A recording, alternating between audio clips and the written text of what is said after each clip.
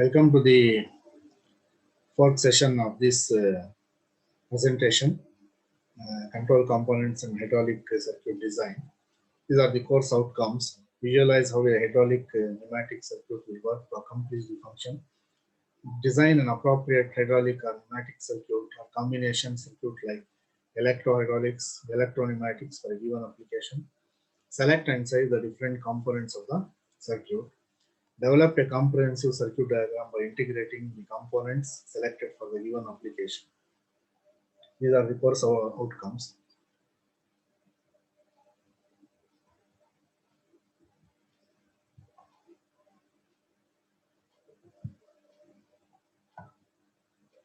These are the contents.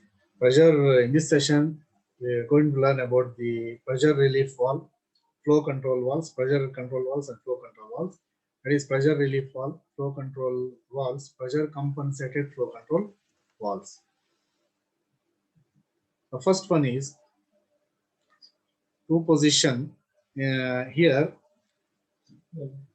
In position 1, the spool is connecting ports P to A and ports B to T. So this allows the pressure flow from P to A while return from B to T. So in position, this is the first position. So we have B, AB and TP. So position 1, it connects ports P to A and ports B to T. So this allows the pressure flow from P to A. So we'll return from B to T. In position 2, the spool is connecting ports from P to B and ports A to T. So this allows the pressure flow from P to B while return from A to T. So such a valve is used in double acting cylinder. So hydraulic cylinders, in a double acting cylinders where there will be flow from left to right and right to left to flow. In such double acting cylinders, this type of valves are used. So thus position 1 causes the extension of the cylinder and position 2 causes the retraction of the cylinder. So in a double acting cylinder, there are two positions. One is called as the extension, wherein the cylinder extends from left to right, and retraction causes the cylinder to move from right to left. So these type of valves are normally used in double acting cylinders, wherein so we have two positions, 1 and 2, and the graphic symbol represented by C. First position is called as the extension of the cylinder. The second is called as retraction. So pressure control valves. So these pressure control valves, as the name itself indicates, control the pressure of a fluid in a hydraulic system. So wherever the system pressure exceeds a normal value or set value, the pressure control valves comes into picture and reduces the pressure, thereby controlling the pressure from a valve from any damage to the hydraulic system. So this figure shows a pressure relief valve. So one of the common examples for pressure control valves is pressure relief valve, abbreviated by PRV. So this the most widely used type of pressure control valve is the pressure relief valve, because it is found in practically every hydraulic system. So majority of the hydraulic systems uses this pressure relief valves, abbreviated as PRV. So it is normally a closed valve whose function is to limit the pressure to a specified maximum value by diverting pump flow back to the tank. So it is a normally closed valve to limit the pressure to a specified maximum value. So such types are normally used. So in this, a puppet is held seated inside the valve by a heavy spring. So it consists of a spring attached to the puppet and adjustment screw at the top. So we have an adjustment screw. With the help of that screw, we can either lift or lower the puppet. So we have this puppet is held seated inside a valve by a heavy spring. When the system pressure reaches a high enough value, the puppet is forced off its seat. This permits flow through the outlet to the tank as long as this high pressure level is maintained. So in this way, the pressure is brought to its normal value or set value whenever the system pressure exceeds a certain value. So these pressure relief valves are normally used in hydraulic systems whose function is to control the pressure of a system. Then we have the next type of pressure valve, pressure control valve, the pilot operated pressure relief valve. So it is called as pilot operated pressure relief valve. This has a pressure port that is connected to the pump line, and the tank port is connected to the tank. So the pilot relief valve is a puppet type. The main relief valve consists of a piston and a stem. The main stem piston has an orifice drilled through it.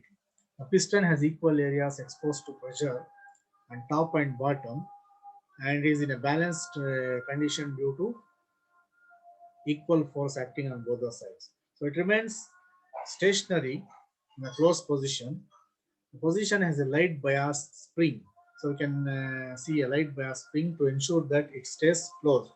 The function of the spring is to keep it is see that it is closed. So when the pressure is less, the relief valve setting, the pump flow goes to the system, and if the pressure in the system becomes high, it moves the pilot puppet off its seat. A small amount of flow begins to go through the pilot line back to the tank. Once the flow begins through the piston so orifice and pilot line, pressure drop is induced across the piston due to the restriction of the piston orifice. So this pressure drop thus causes the piston and stem to lift off their seats. The flow goes directly.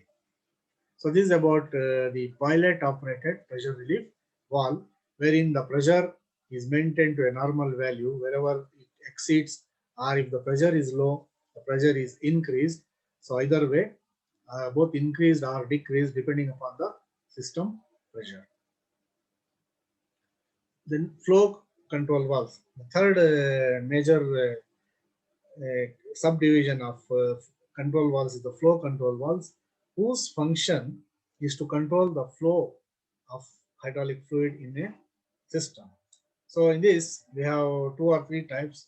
First is called as non-pressure compensated flow control valve. So here the figure shows non-pressure compensated needle type flow control valve. So here three positions are shown. A, these non-pressure compensated flow control valves are used when the system pressure is relatively constant and motoring speeds are not too critical. Here there are three figures. Figure A shows fully closed position. You can see that the needle is attached, fully closed. Figure B shows needle is partially open. The valve is partially open, and in figure C it is fully open. So if you rotate that needle in the anti-clockwise direction, the needle moves upwards, okay, thus allowing the flow from direction A to B. So the direction here is from A to B, that is a needle flow control valves always have a specific direction of flow, that is here from it is from A to B. If we rotate that needle in anti-clockwise direction, the needle moves upwards in figure B and allows the flow from A to B. And again, if we lift that a little bit more, full flow occurs. So this needle flow control valve is the simplest type of flow control valve. It consists of a screw or needle inside a tube-like structure. It has an adjustable orifice that can be used to reduce the flow in a circuit. So the size of the orifice is adjusted by turning the adjustment screw that raises or lowers the needle. So in this way, the flow is allowed through the needle by lifting the needle upwards.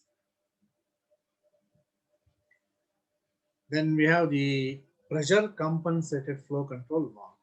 So here, a pressure compensated flow control valve, it consists of a main spool and a compensator spool. So here there are two spools, main spool and compensator spool. The adjustment knob controls the main spool's position, which controls the orifice size at the outlet. The upstream pressure is delivered to the valve. Similarly, the downstream pressure is ported to the right side of the compensator. So we have two spools, main compensator spool and main spool. So if the pressure drop across the valve increases, the upstream pressure increases relative to the downstream pressure, and the compensator spool moves to the right against the force of the spring. This reduces the flow, that in turn reduces the pressure drop and tries to attain an equilibrium position as far as the flow is concerned.